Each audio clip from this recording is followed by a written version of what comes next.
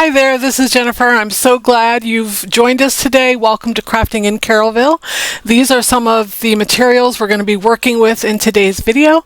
I have some old floorboards, I have some hardboard from Home Depot, I have some letters that we're going to use to do a reverse stencil, and I have an old vintage jar. So what are all these things going to turn into? We're going to find out in the next 45 minutes and 44 seconds. So this is sort of a longer video than I've normally done. And it's also, I will warn you, a bit of a labor-intensive project, but I know y'all can do it. So I got these floorboards. Actually, we did these at a workshop at the library, and also I taught a workshop at our local elementary school with different patrons, and so I've done this project in several workshops. I've also done them for my own home and to sell.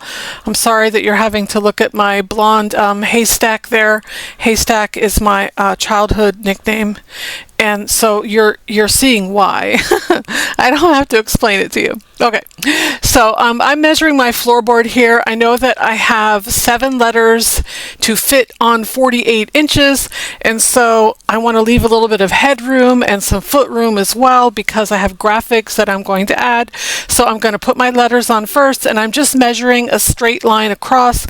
My first letter conveniently is flat on the top. It's a W, so I can put that letter on there evenly if I measure out a horizontal line to begin with, and then each letter after that will fall into place, and you'll see how easy that is to do. It's not difficult at all. This is not the hard part of the project. In fact, actually, there really aren't any hard parts in this project. It's just a lot of steps, that's all. And incidentally, when we made these at the library and at our workshop at school, we did not have a backer and a frame, which I'm going to add to these particular ones. So it was a little easier. But it's totally worth it to add the backer and then also add the frame if you want to.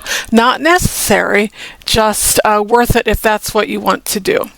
So I have cut these letters out of 12 by 12 vinyl with my Cricut, obviously, and it doesn't bother me that they are, obviously, maybe they are the same color this time. Normally they're not. This is my transfer tape that I'm going to use. I got this transfer tape at the bins, actually. And so it came in a 12-inch roll, but I cut it down. I used my drill to make a pilot hole, and then I used my jigsaw to cut it down into 2 6-inch rolls because rarely do I ever need a 12-inch roll, and if I do, I have other transfer tape I can use as well. So I never pass up things like that. If I see it at the bins, I always pick it up, and so this is my very favorite type of transfer paper. This is the kind we used years ago when I worked at the sign shop, and I also want you to notice that I'm only using one piece of transfer paper to transfer all 7 letters. So that's one. This transfer paper is going to last forever because it's simply the very best that you can buy. This was like I mentioned, the kind that years ago, decades ago, it really hurt my ears to say that, but years ago when I was in my early 20s and right out of school, I worked at a sign shop, and this is the kind of transfer paper that we used. And so I was excited when I saw it because I recognized it right away that it was the commercial grade. It's really good. And if you'll notice, I am not burnishing my, oh look, and I tore my M, and look, I just put it right back together, no big deal. This is a stencil. If it were, if we were actually using the vinyl and it wasn't disposable in this case, of course I would recut it, but there's no need to do that. What was I saying? I don't know. I'm just always talking. But anyway, so I'm just using each letter to line up the next letter. I'm centering things horizontally. I'm also centering things vertically. And so you'll want to notice that each letter is its own individual entity, and it is centered in the middle. So that's important information. And of course, there's a fix for everything. And if I happen to get some letters crooked, there's a fix for that. You're going to see. So here we go. I'm still working on that one sheet of transfer paper. I haven't unrolled a new sheet. It's going to last me for all 7 letters.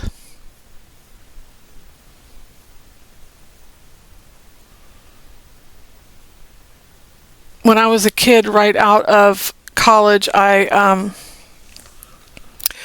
worked at a sign shop for a number of years, and this was when vinyl and plotters and the very beginning of computer-aided signs was taking off. So when I got a Cricut, all I had to do was take it out of the box and plug it in, and it wasn't hard for me to grasp at all because I had done it for a very long time in my youth. All right, so we have one more letter to add here, and if you notice, I am applying my transfer paper to the very top of my letter so that I know exactly where I'm going to place that. I also wanted to point out to you that I was not burnishing that transfer tape onto the letters. I'm only wanting to transfer them. I'm not, this is, that transfer tape was not their final destination. So now that they're on my board, now I'm burnishing them down because I'm going to paint, and I definitely don't want that paint to run under my letters. So I have burnished them down at this point. I'm using a big wide brush to paint my signboard at this point. It's just going to take one coat. I might have to come back and do some touch up, but for the most part, I think it took one coat. And this is just the chalk paint that I mixed up with enamel paint from Home Depot. Now we're ready for the magic. We're going to take those vinyl letters right off that sign. And I think anybody would have trouble finding the letters at this point, finding the vinyl. They've been painted over pretty thoroughly. But, enter me, who's definitely very sight challenged. I want you to know, though, now this is a big praise report right here. I was able to, and I am able to, renew my driver's license. I haven't gone to the DMV yet, but I had my eye doctor fill out a special paper so that I wouldn't have to take the vision test at the DMV. Because from day to day, I don't know. I don't know what I see and what I don't, and I didn't want to have to be worried about whether or not I was going to have to pass their vision test. So I went to the eye doctor, and he filled out a form for me, and I am A-OK to get my driver's license renewed, which is super great news. So my husband doesn't want to take me to, like all the thrift stores and all the places I got to go every day, or I tell myself got to go. I don't go every day by any means, but, he has a job. Besides, me. I'm only his, part-time job. Anyway, ha ha. So you can see those letters are coming up flawlessly.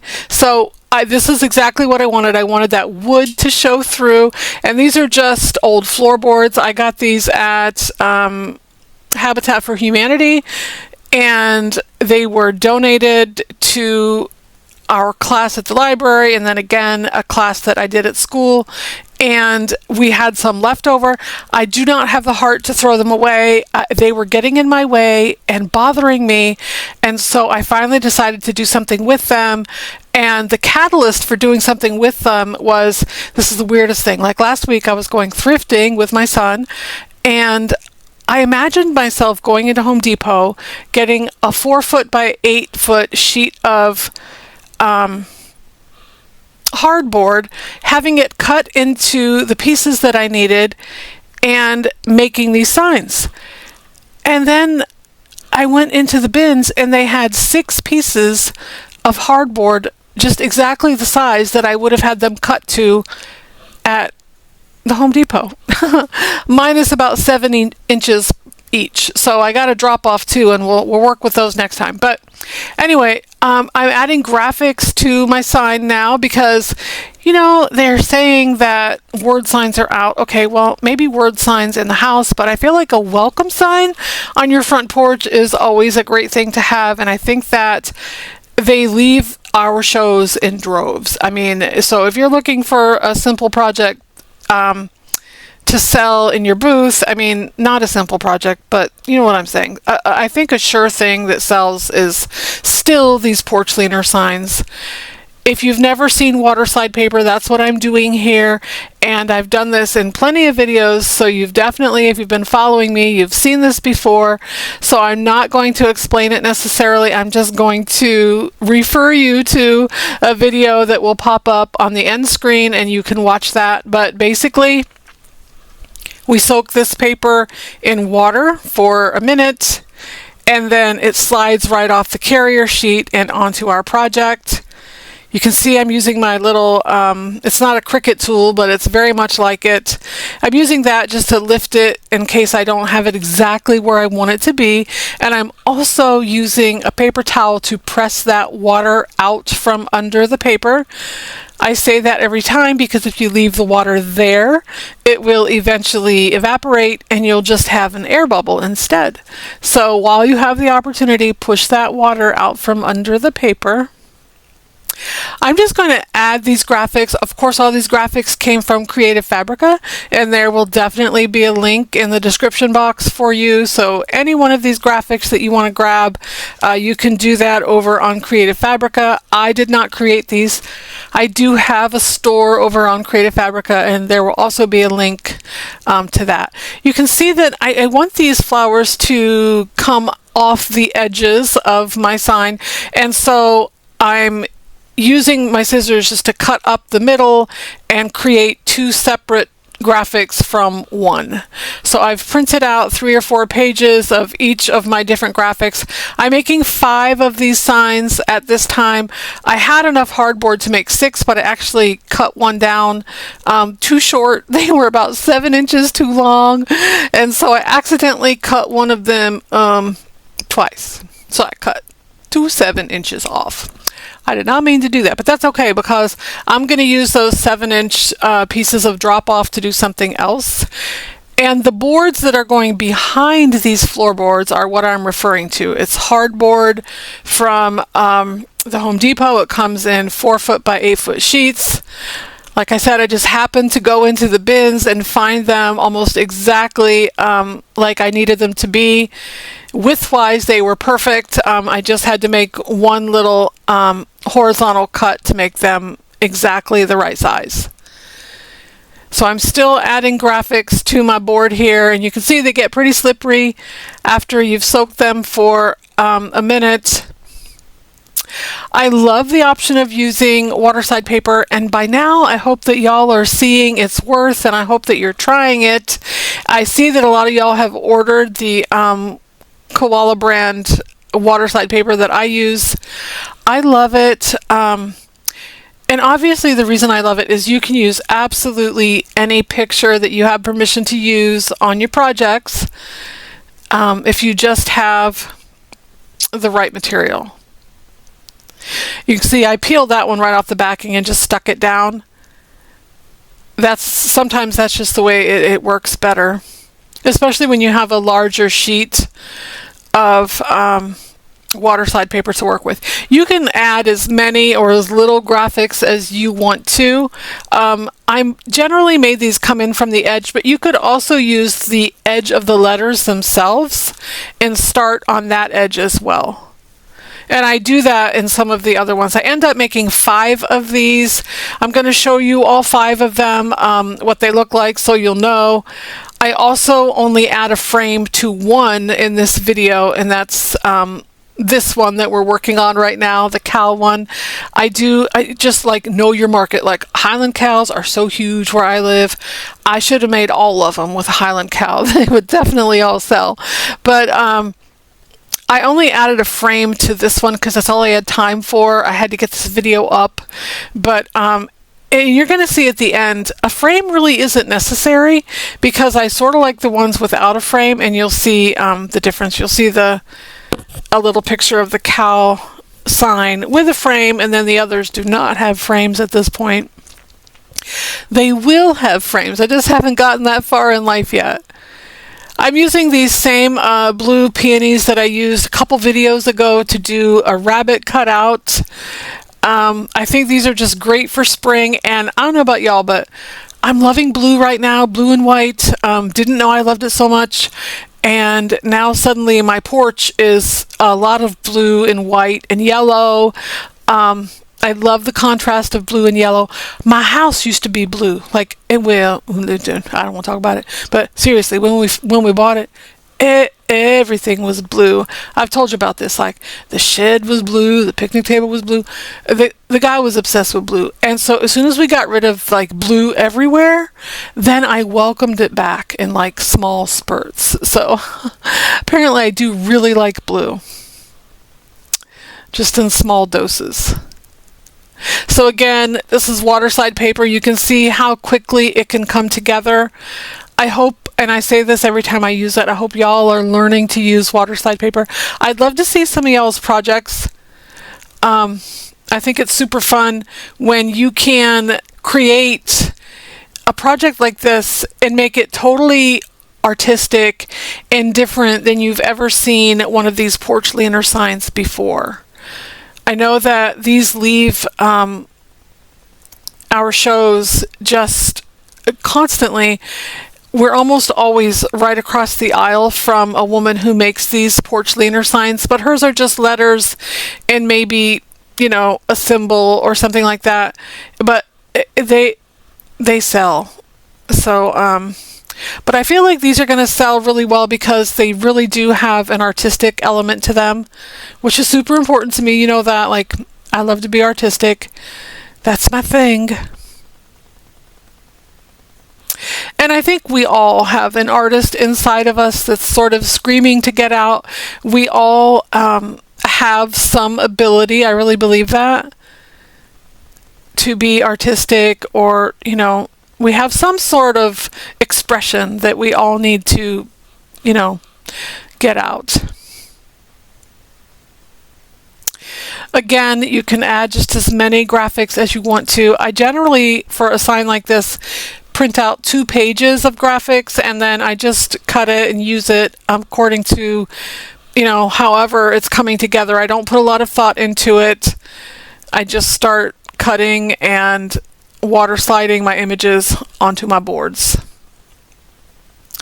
Totally not putting a lot of thought into this, just trying to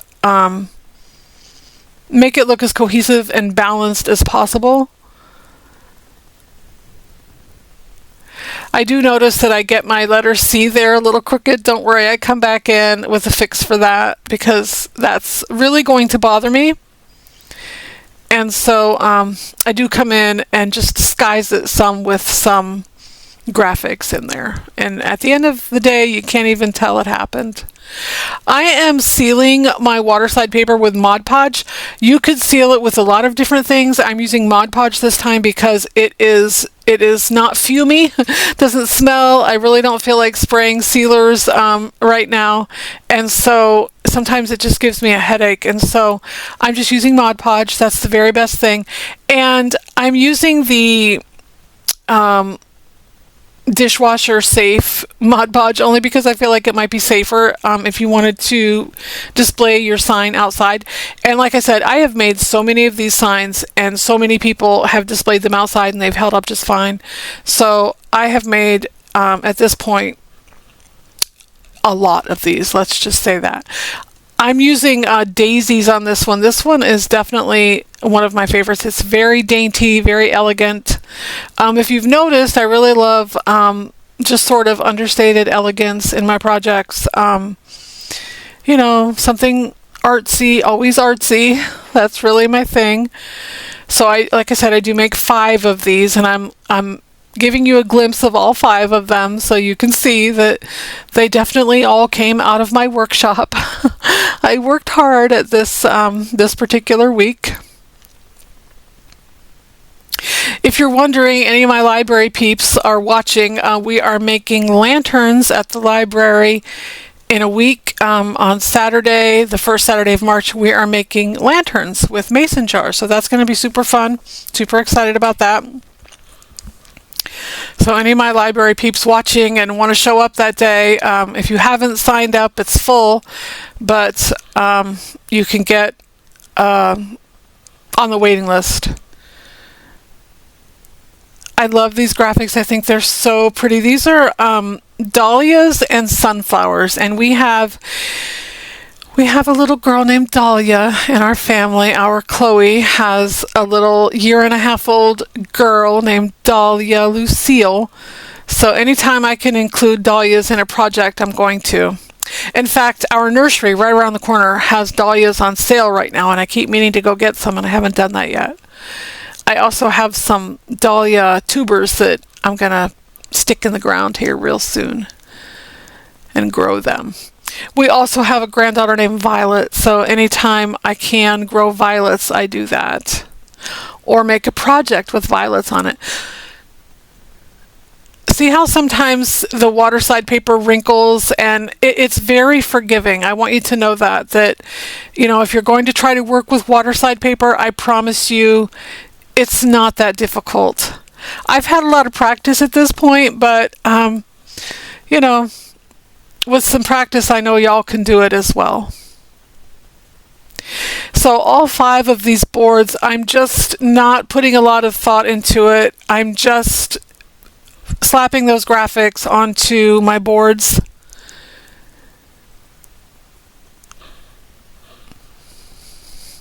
And like I said, this really isn't a complicated project at all.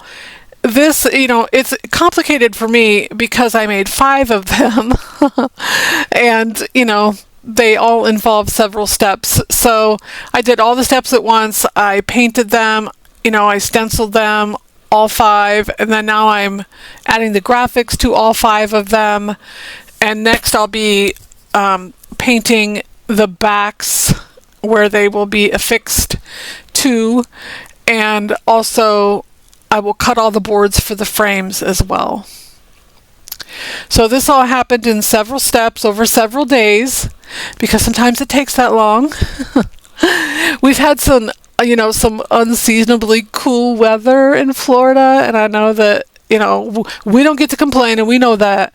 But that being said, it's done funny things to like my paint drying process and things like that. Okay, so I mentioned to you that my C was a little crooked. I'm going to come in here and I'm going to put some graphics in there that's going to disguise that a little bit. So hopefully you won't notice that, you know, I got a little wonky on my C.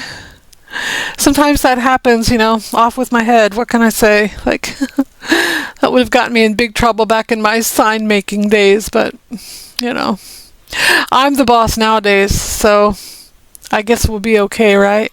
I'm adding some more graphics to this one. I just feel like I really love these blue peonies. Like, they are totally one of my favorite things to add to projects during this season. So I'm going to add a big flower to the middle of that C, and I think that's really going to help things out a little bit. It's not going to look quite as wonky as it did. It does help. And also, when I get the graphics into the letter itself, I come back with a razor blade and I trim those out. So in my finished signs, you're not going to see any of those flowers overlapping into the letters, and that's important to tell you. So here I am trying to clean up some of my mess here. I have to, in order to add a frame around my signs, I have to add a frame to the back of the boards. So these are the boards that are going to go on the back of my signs. This one's painted blue. It must be for the blue peonies, right? So I'm adding a frame to the back of this board. It's just 1x2s that I've cut to fit. So basically it's going on the back side of my boards. I'm using my brad nailer to attach those 1x2s to the back of this hardboard, and this hardboard is flimsy, so even if you don't add a frame to the front of your porch leaner sign, you need to add this frame to the back because it will make it much more sturdy, and it will also give you a surface to to add a hanger so you can hang your sign. I used too long of brad nails in my nail gun, which really upset me because I couldn't see them. They were under the receiver, and I put short ones in there, but there were still a couple long ones in there. Anyway, so I'm pulling those out, and I will just re-nail with short ones. No, actually I don't. Look, I pound them right in there because I couldn't pull them all the way out. So, you know, all's well that ends well. Look, at my poor workstation is a giant mess for this project because you can imagine there's paint going on, there's waterslide going on, there's glue ups going on, there's all sorts of things going on. Look, and I dropped this right on my on my board. Anyway, it doesn't matter, right? So I'm adding glue there, and then I'm going to nail that in with the brad nails as well. But the glue is going to give it, you know, just a seriously great hold. These aren't going anywhere. You'll notice as well that the center of my boards aren't necessarily painted thoroughly because that's not going to show. My sign faces are going to be on top of that. So that's just fine. There was no use wasting a bunch of paint, and I really got the message on my next four. I didn't paint the middles at all. I just painted the edges. So you can see here I have all my boards cut for all 5 of my signs, and so I add that same frame to the backs of all of my signs. And then just on one I have time to add a sign to the front, or a frame to the front of my sign. I sort of ran out of time. I just wanted to get this project done and up and get the video done because honestly, I was running out of steam, and sometimes that happens. So I don't know where I've gone. This is, where's Jennifer? I don't know. I think what I've gone to do is find my boards because I'm going to stain.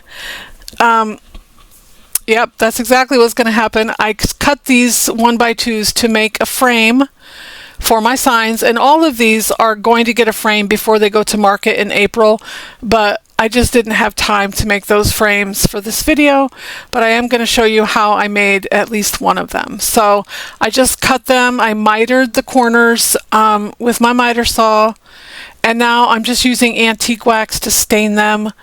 Again, I chose the non-fumey option. I just bought stain from Home Depot on clearance, and it's a color that I love, but I'm not going to use it for this particular frame. I'll use it for the next 4 that I'm going to do when I can stain outside, but for the sake of time and dry time and things like that, I just used antique wax on this one.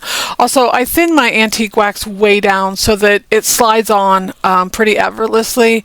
If you use it in its thickest state, how it comes out of the jar, it's a little too thick and sticky, and I don't really like that, so I always try to add some water to it, and I feel like that makes it much easier to use.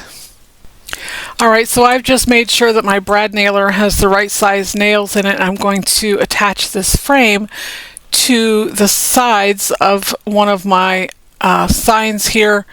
I mentioned that we had to add a frame to the back of my signboard because without adding a frame to the back there would be nothing to attach the front frame to. So we had to do that. And now I'm just taking those 1x2s that I've stained, and I'm going to add it around my sign.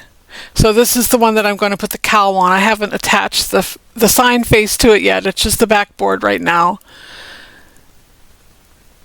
So I'm using my brad nailer, and I know that it's very hard for me to keep it in the frame because everything is 4 feet long and my frame is not 4 feet long.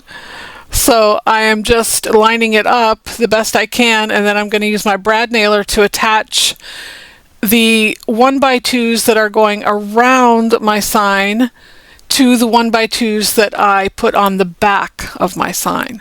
So I hope that makes sense. If you try to make this, it will make sense. So there we go.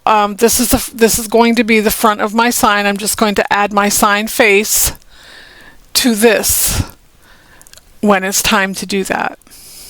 But first I'm going to construct my frame. So again, I mitered these corners with my miter saw. And you see I'm just going to construct my frame around my sign. You've seen me do this lots and lots of times, make a sign, a crude sign with some 1x2s, and sometimes I miter them, sometimes I just do a butt-up frame, but this is a mitered sign this time, a frame. And if you wanted to, if you don't get your miters perfect, you can always come in with some water putty and fill in the gaps, but I got them pretty tight this time, so I wasn't worried about doing that. I also find that, sometimes things aren't square as they should be, and so sometimes it's easier to measure each piece individually, and that's typically what I do. I don't cut 2 matching pieces for the short sides and then 2 matching pieces for the long sides. Generally, I measure each side individually, which is annoying, but sometimes that's just the way things have to be done if you want to do them correctly. So there I am. I'm adding the next side, the next short side, moving everything out of my way. I needed to do this outside because I needed more flat surface, but I'm trying to do it on camera so y'all can see what I'm doing. I feel like that's sort of important, like y'all might want to know. Y'all gotta let me know if you're going to try this project. I'd love to know. These are great things to have, on your front porch. I think that we want to be welcoming and hospitable. I think we do anyway. One of my friends did message me when she saw this on Facebook and say, there's only one thing wrong with it. It says welcome. I was like, well, I can add an ish for you, I guess. So anyway, I'm going to mess with that for a while. Apparently, then I'm going to use my brad nailer to put all those sides on it, just like it should be. And you'll notice again, I didn't paint out the middle of my sign because it's going to be covered with my sign face, so keep that in mind. You can conserve your paint a little bit by not painting the middle.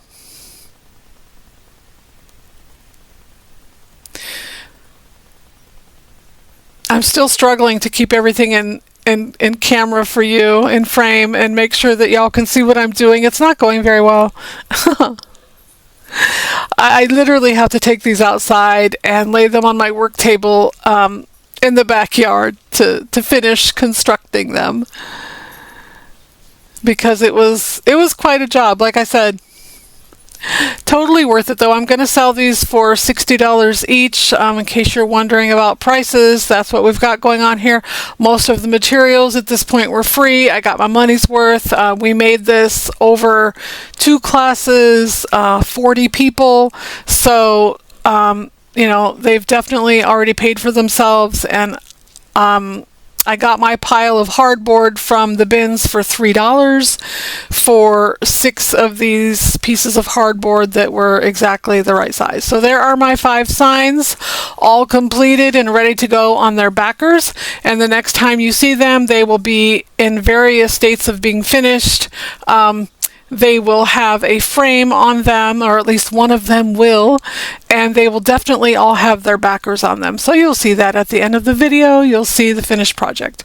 Now, I know that was super, super intense, so now we have the most simple DIY I've ever done on this channel. Not even sure it can be called a DIY. I have an old vintage jar here, and I am making a junk jar. So, look. This is just a bunch of junk. That's all it is. I got this junk mostly from the bins. I did order the dried flowers from Amazon, so if you want those, I will definitely have those linked in the description box, along with all my stuff, graphics from Creative Fabrica, also links for waterslide paper and the sealer that you need to use if you're using waterslide paper.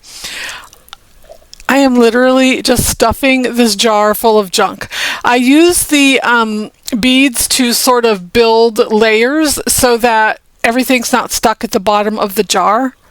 But I'm putting old vintage things in here that I picked up from the bins. I'm putting, you see a wooden spool, those strands of beads that I picked up from the bins. Little scraps of fabric can go in here. I have this old silverware that came from the bins. It's not silver, I checked. I have some old chess pieces that I thought were hilarious, so I put the king and queen in there because basically I think you could treat this like a junk journal, sort of, like in a jar, like things that you love. So I love my husband, so I have little things in there that represent our birth months, both of us. I have an old hymn book there that you'll see on my table there, and that's where I got the hymn that is in there, America the Beautiful. That's in the side of the jar. I have, I think I just put that like in a stemmed like shot glass. Just anything that strikes your fancy you can put in here. Like they can be themed. I have one that I'm working on that is full of old pieces of toys. Also, this one is sort of representative of me and my husband, and today is actually our 10th wedding anniversary. So I put things in here that are, you know, just make me think of him. Soft things, you know, harder things. These chess pieces, I took the king and the queen out, and also the horse, because we both love horses and, you know, animals, things like that.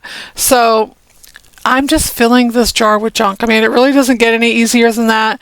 And like I said, I'm using the pearls throughout to add height as we go so that not everything sinks to the bottom and it can be very layered. So that was my, what do they call the horse? They call that a knight, right? Like that's what the chess piece is called. My son would be mortified that I don't know that because he loves chess. Anyway, so I'm looking through this book here. This is an old hymn book. It came from 1923, and I'm just going to, I noticed that they have a page with just a month written on it. So I'm going to use my birth month with it, which is March, and his birth month, which is January, and just tear those out and put them in there. Just as simple as that. Just whatever you want to put in there is what you can put in there.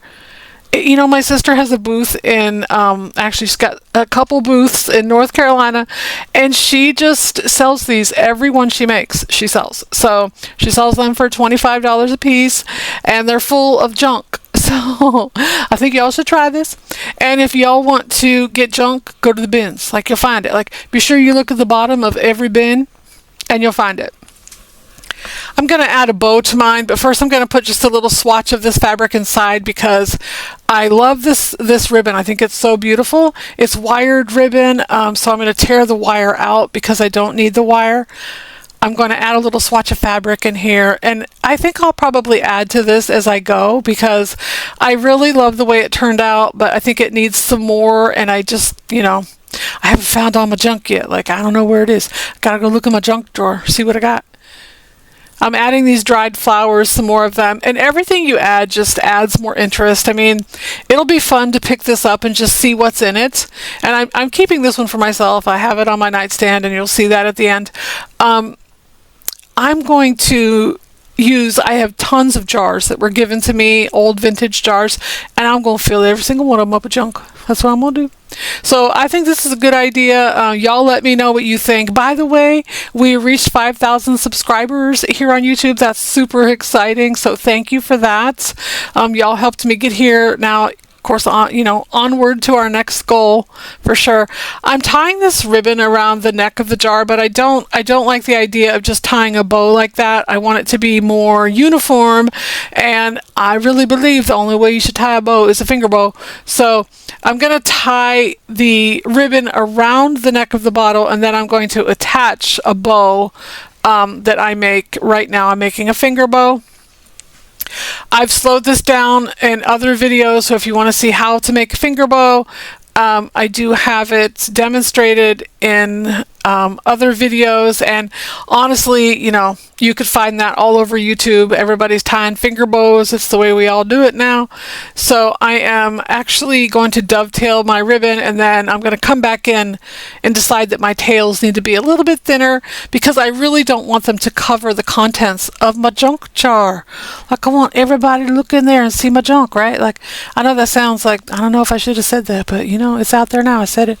So anyway, I'm going to use a little bit of hot glue to attach my bow to the ribbon that's around the bottle or the neck of my jar. And apparently I haven't tied that around the neck of my jar yet. And I cut that piece too short, so I had to go and cut another piece, which is just fine, because I can use that in another junk jar. I have lots and lots of these jars, so I told you I'm gonna make these. These are gonna be my new thing. You know, if they sell, like if they sell for my sister in her market, if they don't sell for me, then whatever. But you know, I can imagine them selling if you stage everything right and correctly, or at least have pictures. In my booth, I don't have a booth, but when we do vintage market days, I think my new thing is going to be, I'm going to have like folded tent cards on my table of different items staged in a home, because so many people do not know what to do with decor pieces. So I think I'm going to start doing that. I think it's a good idea. Y'all tell me what you think. I bought some tent cards at the bins, and I got to use them, right? Like I bought them. So I think I'm really going to do that. I'm just going to print out my items that I make staged like they are, you know, at the end of my videos, and just put them around my tables so that people can see, like, this is what you would do with that. So after I tie my bow, I'm just going to stick it to the ribbon that's tied around the neck of my jar there. We are definitely near the end of our video. I'm so glad y'all joined me today. I hope y'all come back. I hope you like what you saw. If you do, you know, like, share, subscribe, comment, all of those things. That sure helps me out a lot. Keeps me motivated, keeps me wanting to come back and do great projects for y'all.